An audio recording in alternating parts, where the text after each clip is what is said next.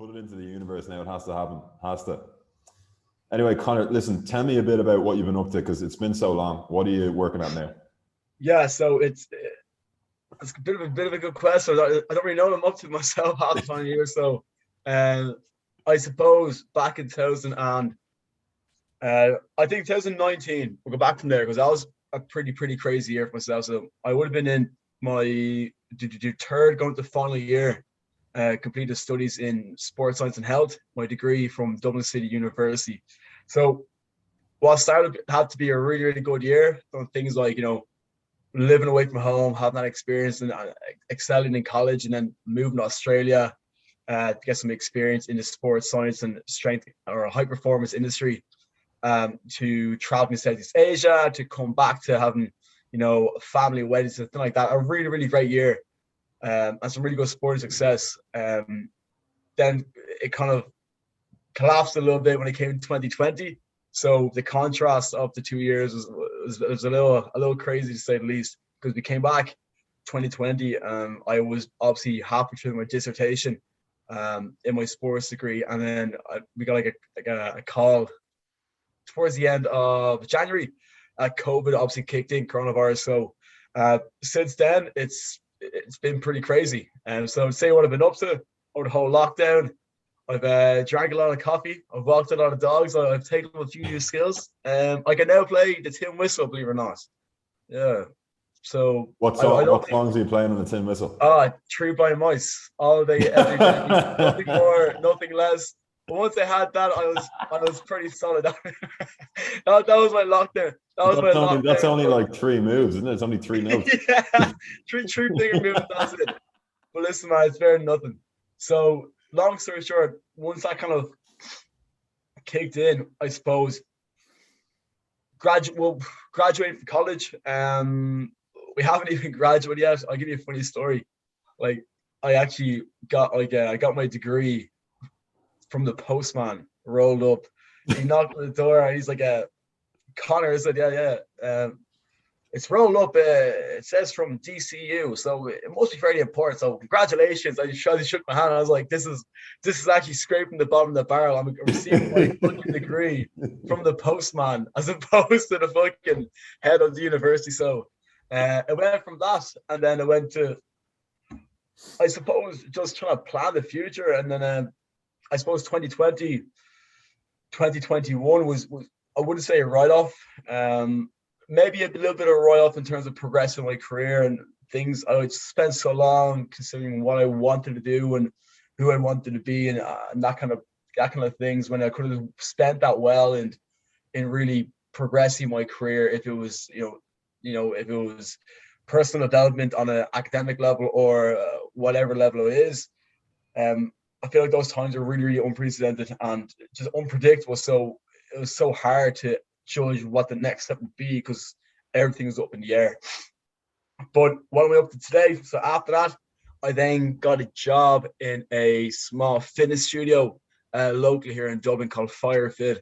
And that has been quite a good savior, to be honest, like physical health, mental health, and just kind of get myself back working. And I suppose be able to practically apply my theory. I feel like coming out of university, you learn so much in the sports industry, and unfortunately for Ireland, we're not well renowned for, I suppose, opportunities in this field.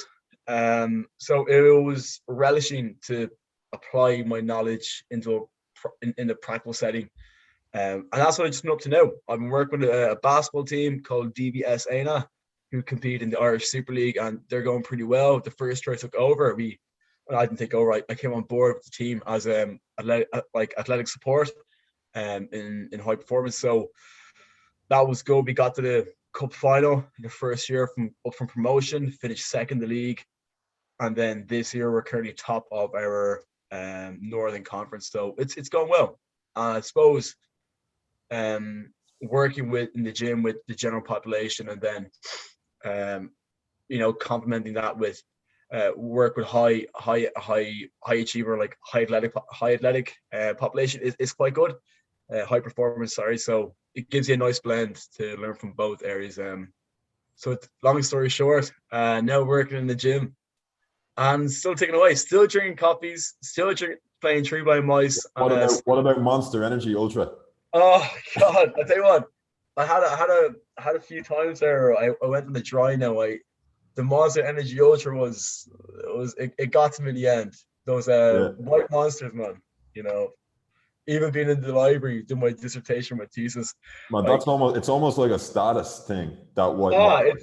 It's a pure status. Put it on the story, and away you go.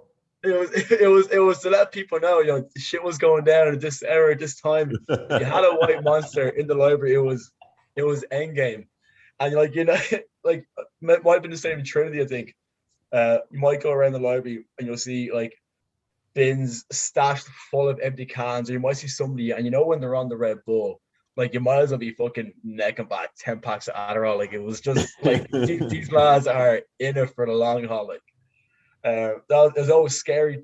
Shit was gonna happen. It was a tough time of the semester when those bins start overflowing. No, it was more Starbucks coffee in Trinity than anything else, man. Are you the Starbucks man? I think that'd be pretty big in Mexico now. Yeah, but you know what? Funnily enough, it is actually pretty big over here. I don't understand it. Like it's 28, 29 degrees here, and it's January, and you got people going around drinking coffees. And like, Jack, it's keeping up with appearances. Maybe for aesthetics. Yeah, have the MacBook in hand, AirPods in, and have like whatever the fuck's in the cups, like a frappuccino or like an iced coffee. Like it costs you $7 fucking, but who gives a rat's? It's keeping up the appearance, man. Exactly. So what are you doing exactly in the gym? So you're doing personal training. You're doing physio work as well. Yeah. So essentially, I'm not a physio. So my degree would have came from sports science and health. Okay. I'm currently studying actually with the National Strength and Conditioning Association, the NSCA, working towards CS. So that will allow me to become a certified strength and conditioning specialist. And it just gives me a great perspective and an array of resource tools to kind of improve my own knowledge. So what am I actually doing? I'm one of 4 coaches in the gym at the moment. And the gym itself runs like 3 different classes. So we have like a cardio-based class. We might have a HIIT class, like a Metcon, so metabolic conditioning. That can kind of have components of like a resistance training, conditioning, cardio, things to get your heart rate rapid and obviously get the metabolism revving. And then the other class be more resistance, strength-based, more technical. So I'm one of 4 coaches. Rest of the coaches are really are fairly rich in experience and academic, really good academic background.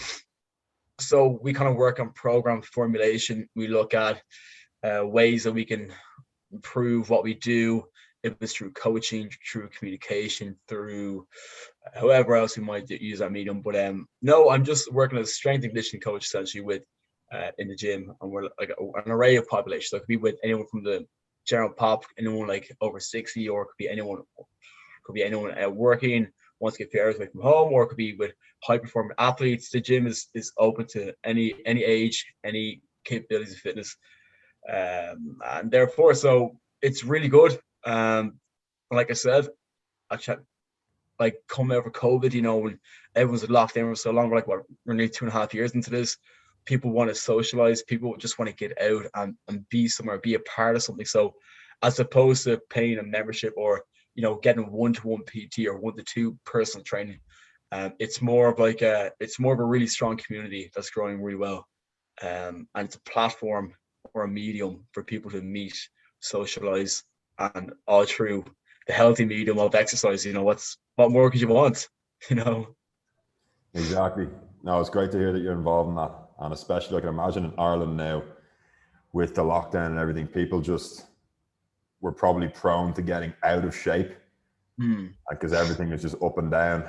So I think you should definitely absolutely. I imagine you got a large influx of clients coming in who want to get back on that. Yeah. That fitness so you made a good point there. Like people levels of fitness maybe deteriorating. Like there's a good phrase called use it or lose it. So that's going to kick in, especially when people are at home, and we see a lot of more of corporates or any firms, as telling their staff to work from home now. So what might have been a 20-minute cycle of work, what might have been the 10-minute walk to lunch, might be some people's only physical activity for the day. People find themselves housebound now. Like they're working, what in work they might be 9 to 5, they might be working now 8 to 7 at home. And, you know, people are becoming more and more comfortable, well, maybe not comfortable, more kind of prone to that sedentary lifestyle. We're going to be sitting in the chair all day, and the only walk they might do is to the kitchen and back. And you know, for us to recognize that there is that niche, there is a population of those that are staying at home. You know, I feel like, you know, the gym where we are, where we're setting, is such a good it's such a good medium for people to get out of the house on their lunch break, or if it's for 45 minutes to get out any time of the day to actually get that exercise, because it has such a detrimental effect on people's well-being, just work from home. So I feel like if there was a need for anything now, it's more than ever, I suppose. Yeah. I mean, you don't want the only exercise you're doing to be walking to the front door, getting your spice box delivered, and then back. Yeah. You don't want that, man. Or walking to the fridge, getting a few cans of beer, who knows? Like, it's counterintuitive in a way, but I back it, like, you know. Yeah, exactly. Anything that gets you up out of the seat and like gets you walking, you know. But look, it's tough, man. It is tough to moan. Like, a lot of people are struggling in terms of, I suppose, of work from home. Some people love it, some people hate it. I think at the very start, it was a handy job, not a handy job, but it was maybe a little bit more appreciated because you could stay at home. You can kind of, you know, you can wake up whenever you wanted to and get your hours done. But I think now people are done. People want to get out. People want to socialize. People want to be a part of something.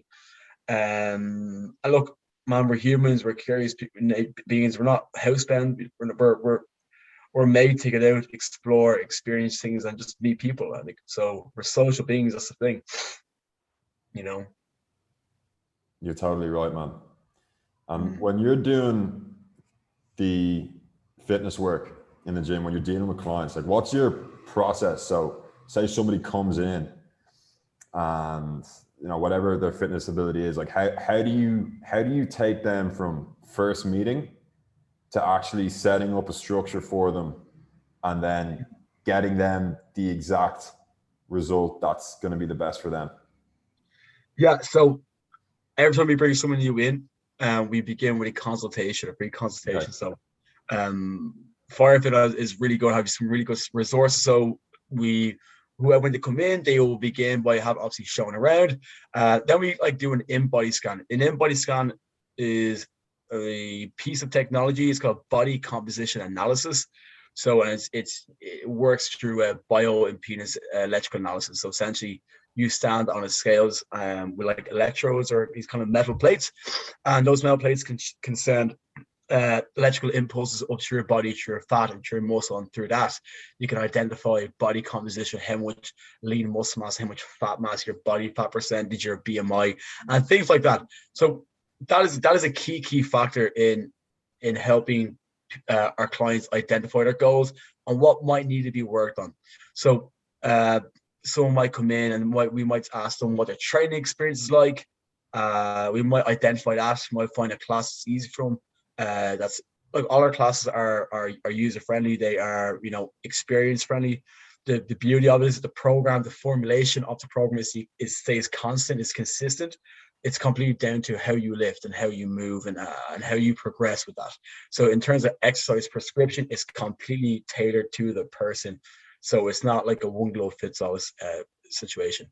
So anyone who comes in, we get that kind of body scan, and we'll kind of look at their body composition, and we will sit down and talk about what the best way for them to progress is. But then we'd also ask them, you know, what do you want to achieve? What are your targets? What are your goals?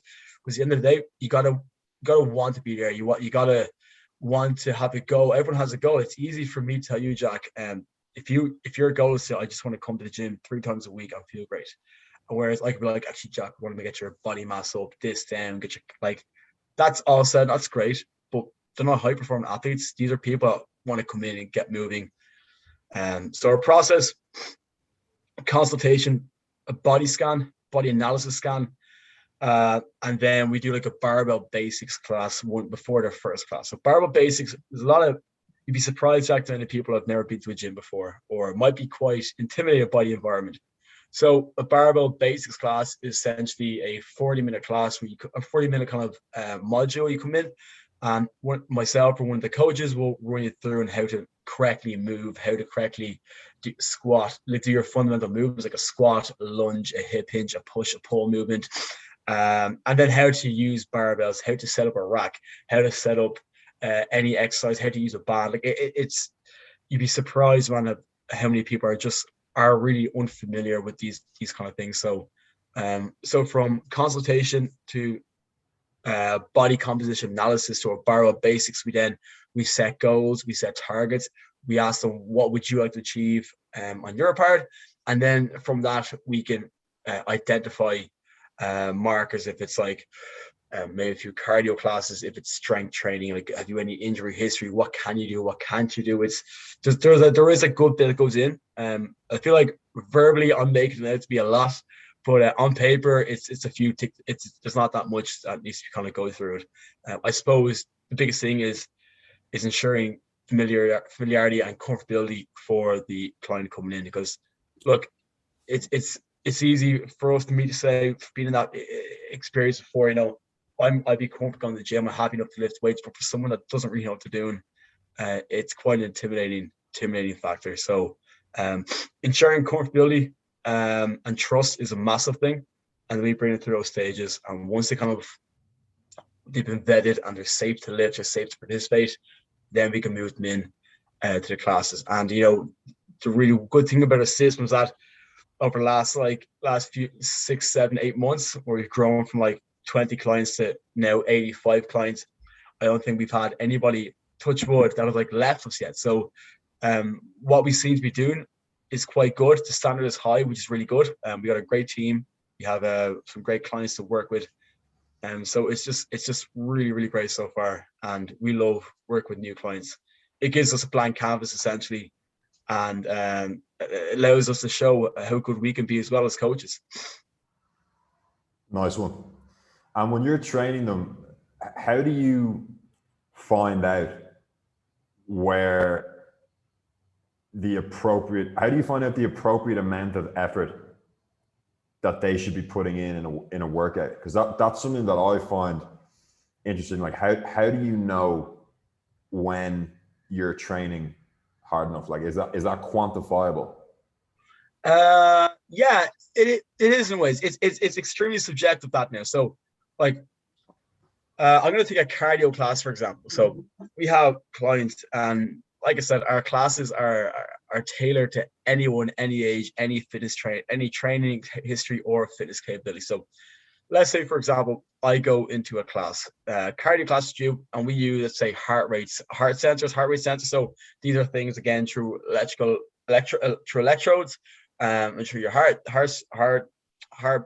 beats, they can pick up how hard your heart is beating, and using like your heart rate, max heart rate, and your resting heart rate, we can identify what percentage of your heart rate max you're working. So if we're kind of doing a cardio workout, and the coach will say, okay, guys, we're going to begin to work maximal. Okay, so we're going to begin to work maximal out, because you're working at the hardest you can work anaerobically at this stage. So anaerobic meaning, we're working without oxygen. We're working what the fuel we have, and we're working at a maximum intensity, generally short bouts. So when we go into that, and let's say, Jack, you make it into the 89 plus 90, 91, and 2% of your heart rate max, and we call it the red zone. So you're working as hard as you can, and I could be working in the yellow zone, which is submaximal. But because our levels of fitness are different, what you might find really hard, I might find it also hard, but my heart rates are different, because we both have different backgrounds or different training histories or different stimuluses. So just because on the screen it looks like I'm not working that hard, I could be actually working quite hard, but it's very, very hard for me to break that kind of yellow zone, break into the red zone. Because my training background could be, I'm a long distance runner, I work sub-maximal work, and I'm rarely in that red zone. Where for you, it could be really easy to hit that. So in order to say, is Conor or Jack working hard? Well, are you working hard enough?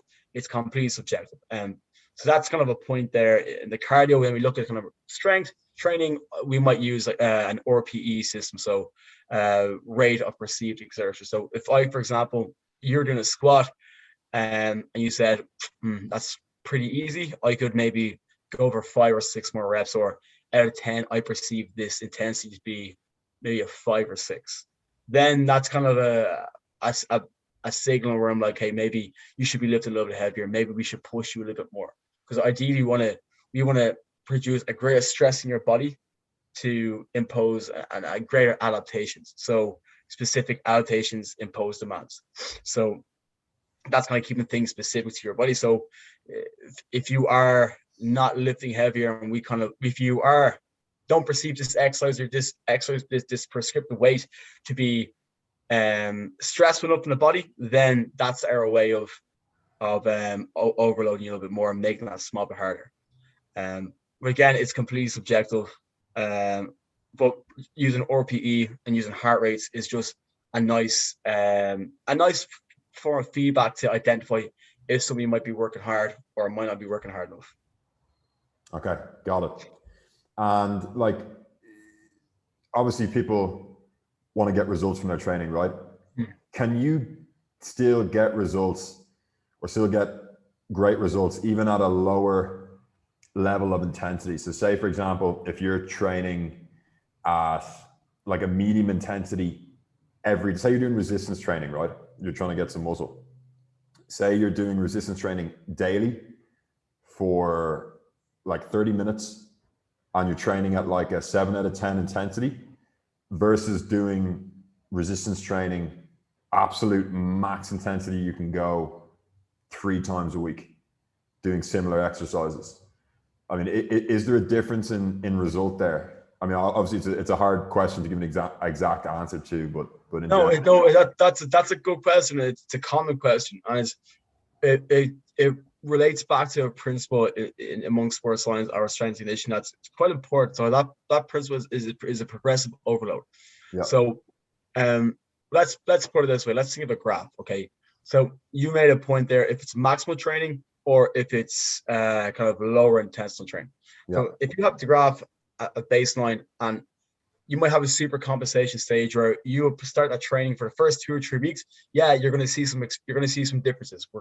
If it's resistance training or cardio training, let's take resistance training for example, you might see grow.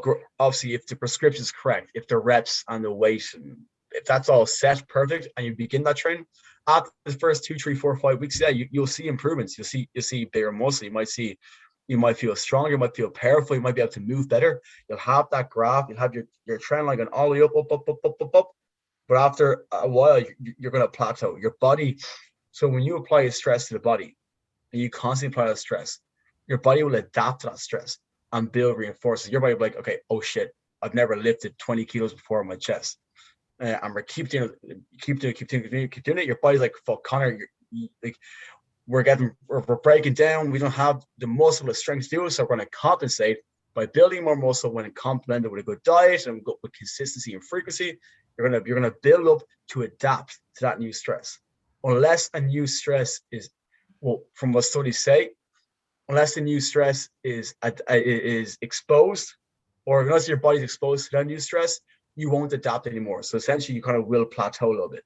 So you'll see either aesthetically or in terms of strength or power output, whatever it is, you will build up those first 3, 4, or 5 weeks. You will have a super compensation stage. But then you're going to plateau over a while, and you won't really see many improvements unless you do progressively overload. Progressive overload is just increasing a little bit of stress. It's stressing the body a little bit more, and then lets you adapt every time you do it.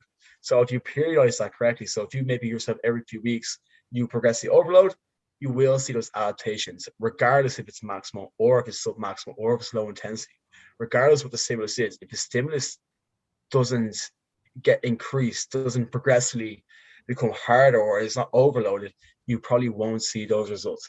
So then that's down for us as a coach. That's how important it is. We need to identify those markers, right? Is Jack lifting hard enough? Is Jack kind of just lifting to lift?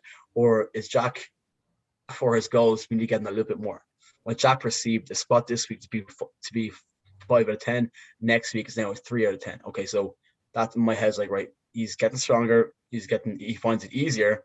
So now, in order for Jack kind of progress with his goals, we need to increase that stress, increase that stimulus a little bit more, and then get him to adapt to it. We want you to work. So for our blocks, we kind of work in a 70% range of your maximal loading. So that's like working in a hypertrophy range, so a muscle building range. So we want to keep you at 70% range. So typically, we might ask you, does this feel like a 7 or 8 out of 10? And until it does, we'll progressively overload you until you hit that range, and we'll steady you out for maybe a week, 2 weeks, 3 weeks, and then we'll add that weight up again. But to answer your question, long story short, if it's maximal training, if it's sub-maximal training, yeah, you maintain that, that's perfect. But after a certain amount of time, once you're compensated, you're not gonna adapt anymore. You're gonna plateau. So that's why the onus is on us as good coaches to identify these things and to encourage, because generally people are not going to lift more themselves unless you tell them. And that's out of human nature. We want to be told what to do. And we're not going to know any different. So it is important as a coach to recognize these small things and to encourage a greater adaptation for our clients. Got it. And how should you feel after a session? I mean, should you be like completely wrecked? Should you feel energized, but you're not sore? How do you know if you've done a proper workout session? Yeah, that's a good question. And I go, people might. I'm talking about resistance training here, not. Yeah. Okay. So let's go resistance. A lot of people have different ways to what they measure as a good session or what they think a good burn is. Some people come in and they might do, let's say they might do a 45-minute full body workout, might do a deadlift, might do a hip, they might get their squat and hip hinge within that deadlift. You might get a push-pull movement, a lunge, a lot of core work. And then because their hearts never hit red zones, they might not perceive that as a good workout because they're only used to working in exercise. They think exercise, you need to be fucked afterwards. That's the perception people have. So how should you feel? It's extremely subjective. I mean, again, some people might be absolutely, if you're well trained, if you have a good training background, you might get maybe muscle soreness the next day, or the next few days might get DOMS, a delayed onset muscle soreness, or straight after a session, you might have endorphins running, you feel good. But if you're progressively overloading, that stress will always be a little greater than it is. So you are going to feel a little bit tired, a little bit sore, because every time you train or when you train these blocks, you're going to be outside the comfort zone a little bit more. So if the training is correct, if it's periodized and if it's planned well, you would feel a little tired because you're lifting in a way, you're lifting a resistance or a load that you're not used to lifting. So answer your question, I'd say you probably feel a little tired, definitely fatigued, muscle fatigued, and yeah, for sure. And you'll feel great. I mean, like countable studies have shown, what effect exercise has on your body, like even releasing, good endorphins, those hormones. So you'll feel great as well afterwards, and we see that, and we love seeing that in the gym, that people are coming out and they're not coming out absolutely fucked. They're not coming out saying, oh, that was grand, but they're leaving happy. And if it's 6 o'clock in the morning, 7 o'clock in the morning, straight after work and have a shit day or having a good day, it's such a brilliant medium, man, to release all that tension and then come out and feeling great. Yeah, I totally agree. I mean, any time I've ever done a session, actually, Owen McGarvey said this when he did the podcast. Oh, McGarvey, I would be careful what he says to you now. back in June, he actually said, I think he said something along the lines of, you never regret going to the gym. Like after a gym session, you never say, oh, I shouldn't have done that. And the hardest part is getting them doing it.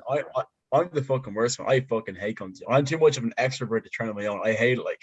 I'm like, oh, go to gym day. When I get it done, I feel fucking good, man. Yeah. And then when you get a bit of consistency into you, you feel like on top of the world and you can take on any task, man. Yeah. So when you find that rhythm, it's very, very hard to stop. What I want to start doing, what I want to start taking seriously now is calisthenics. Calisthenics? Yeah. Gymnastics? Well, or Olympic rings? Not necessarily the gymnastics element, but just body weight. Yeah. Body weight training. Because here in Playa del Carmen, we do have a calisthenics park. Yeah. Very, very close to where I live, like 2-minute walk. So And the good thing about calisthenics is, look, I'm someone who loves to travel. So when you have calisthenics, there's no excuse for not being able to find a gym, Sure, man. or if a gym isn't open. All you need is like fucking 2 Olympic rings, and now you're flying. Yeah, exactly. You know? So that's something that I want to get into, and I want to be able to do some of those moves where you've got like that total muscle ups, yeah. You've got total control over your body. For sure, man. Which I think is really important. So do you think, because I've been reading up on it, and it says in some places that you won't see the same gains with calisthenics and pure body weight training as you will with resistance training using either free weights or machines? I mean, what's your opinion on that? Well, man, I can speak from my own experience. Body weight is not easy. How many pull-ups can you do? How many fucking, like, that's like body weight work. It is actually underestimated some of the hardest exercises you'll ever do. I've seen people do like body weight lunges, or they might do any form of body work. It's quite taxing. And like, if you think about it, you're pulling up nearly if you're doing a pull-up, you're pulling up nearly like 3/4 of your whole body weight, like through your arms. Like it's extremely tough. And like, you see the people who do it, like they're in phenomenal shape, and their flexibility, their mobility, their range of motion that their joints can move within is incredible. Like, I'd say they're probably some of the most robust people you might see out there in terms of athleticism. Like I'd love to try it. I'd say it would take me a long time to adapt to it. Don't get me wrong, I'm sure there's countless studies out there that say it's really effective. I mean, if you're going in terms of aesthetics, it seems to do the job. And I mean, going around Mexico, you're top off. That's what you want, like, isn't it? Like, that's exactly it. It's summer. It's summer all the time here. And there's actually guys here. It's shit shirt every day. I've been here for a while, and there's lads that walk around here, and I've actually never seen them, or I hardly ever see them with a top on. With a top on, rolling around, and they're and a Starbucks in hand. It's justified as well, because some of these guys are in phenomenal shape over here, and they've got that tan. They've got that, like, the gold. I know, deeply embedded tan that you can only get from having your top off every day. Yeah, it's the ultimate aesthetic. No, look, it's a brilliant form of training. Like, I don't see. Yeah. I feel like the people that say it's not are the people that probably can't do it because it's so fucking tough, man. Like, if you ask me to do pull-ups, I could probably give you 8 good ones, and then I could probably do shitty ones after that. Like, it's extremely hard. I would never underestimate it at all. So, look, go for it. Let me know how you get on. Yeah. I might see you down in Mexico with your top off. You'd be on the phone to the fucking whoever your broker is, and yeah. Oh, yeah. Yeah, get the morning motivation videos straight. Of course, straight off. Have you a song for your morning motivation? What's going to be? Oh, you're putting an idea in my head. I'm putting you in the spot now. Yeah, you're putting an idea. Oh, what would it be? Do you know what it would probably be? It'd probably be one of those non-copyright. You know those transformation videos where it's like, I used to weigh 115 pounds. I was skinny, had no friends and no life. And then it's like 6 months later, they're competing. You'll have like a background from like background verse from like Coach Carter or something. Yeah, they've got Ziz in the background, posters in the background. And 6 months later, they're competing. What's the line in Coach Carter? Your man, Mr. Cruz, like, our greatest fear is not that we're our greatest fear is we're powerful beyond measure. That would be like, it'd be like that narrated in the background. Yeah. You'd be like, you fucking. And it's got do you know that song where it's like I'm faded. Dun, dun, dun, dun. You know that one? Oh, you know, yeah. I've heard of it. Yeah. Yeah. I could definitely see you, Jack, on a transformation video. Look, don't be wrong. I'm sure you're a phenomenal Nick now with the good Mexican guy over there, but no, look, I think go for it. Let me know how you get on. I'm sure. I'm looking forward to these transformation videos, just motivation videos. You know. Yeah. Do you know Greg Plitt? I don't know. No, inform me now. Who is he? Greg Plitt. I think you'd like him, to be honest. Hold on. Let me look him up here. No, he's passed away a few years ago, but he was like one of the. I think he was the. He's been on the most covers of fitness magazines out of anyone ever, I think. Just phenomenal, like phenomenal shape. Was he bodybuilder? Inspiration that he would give out is crazy as well. Yeah, he was bodybuilder, actor, like fitness model. Greg Plitt. Like everything that he talks about. Now he's got some extreme views, but everything he's saying is correct. Like talking about the gym and related to improving your life. Yeah. Absolute weapon. He was 37. Yeah. Hit by a train. Fuck. Yeah. But he's got some serious stuff on YouTube, like Greg Plitt quotivation. It's like him dangling a watch in front of you, saying it's like every second you lose the opportunity to become the person that you want to be.